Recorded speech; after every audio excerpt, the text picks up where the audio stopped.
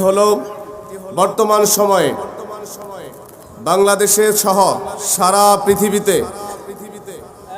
শ্রেষ্ঠ ও জাতির এক রত্ন হলেন উম্মতের উলামায়ে কেরাম। কথাগণ ঠিক কিনা?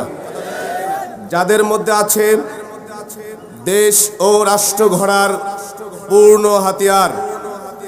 এক একজন আলেম এমন আছেন যে তিনি রাষ্ট্রকে সুশীতল ছায়াতলে কোরআনের বাণীর মাধ্যমে শান্তির পরিবেশ প্রতিষ্ঠিত করতে পারে এমন যোগ্যতা আলেমদের মধ্যে আল্লাহ পাক দিয়েছেন। কথাগণ ঠিক কিনা?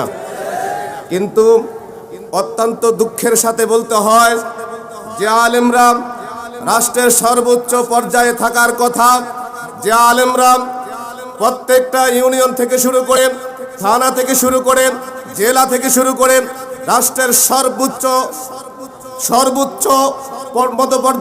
সর্বোচ্চ মর্যাদার আসনে থাকার কথা, সে আলেমরা আজকে আমরা কেন যেন আমরা শুধুমাত্র মসজিদ, মাদ্রাসা আর খানকার মধ্যেই সীমাবদ্ধ করে রেখেছি। যখনই আমরা আমাদেরকে মসজিদ ও মাদ্রাসা ও খানকার মধ্যে সীমাবদ্ধ করে নিয়েছি, তাগুতরা গোটা রাষ্ট্রকে দখল করে নিয়েছে।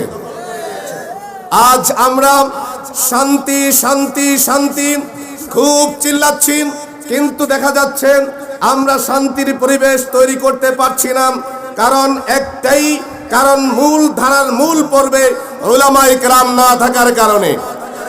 আমরা জানি আমাদেরকে যখন আমরা ক্লাসে বসেছি, আমাদেরকে রাষ্ট্রীয় ব্যাপারে ভাবনা চিন্তা করার কোনো আমাদেরকে অনুমতি দেওয়া হয় নাই।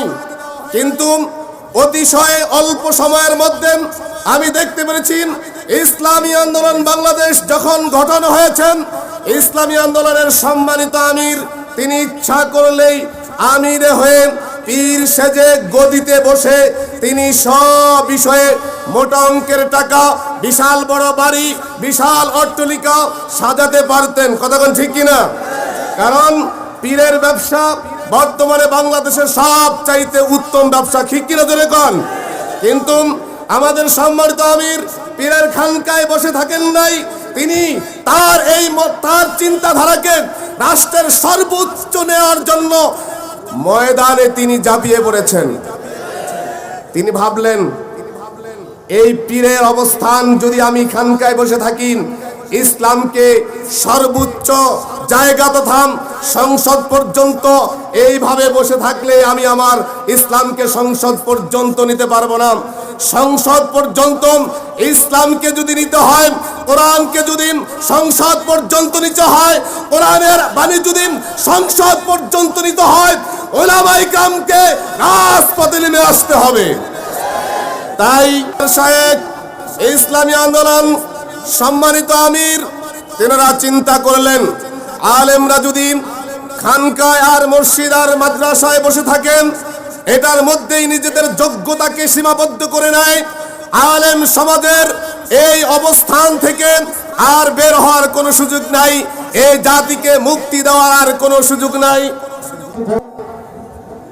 আমি আপনাদেরকে শেষ পর্যায়ে এসে যে কথাটি বলতে চাই, সম্মানিত উলামায়ে কেরামদেরকে, আমরা আমাদের যোগ্যতাকে, আমরা আমাদের অ্যাটিটিউডকে কোনো অবস্থাতেই মসজিদ মাদ্রাসার মধ্যে সীমাবদ্ধ না রেখে আমাদের অবস্থানকে রাজপথে এসে আমরা আমাদের অবস্থান তুলে ধরব এবং আমাদের যোগ্যতাকে আমরা সেই মসজিদ মাদ্রাসার মধ্যে সীমাবদ্ধ না রেখে সমাজ, ইউনিয়ন, থানা এবং রাষ্ট্রের সর্বোচ্চ পর্যায়ে নেওয়ার আহ্বান রেখেন আমি আমার বক্তব্য এখানে সমাপ্তি করছি।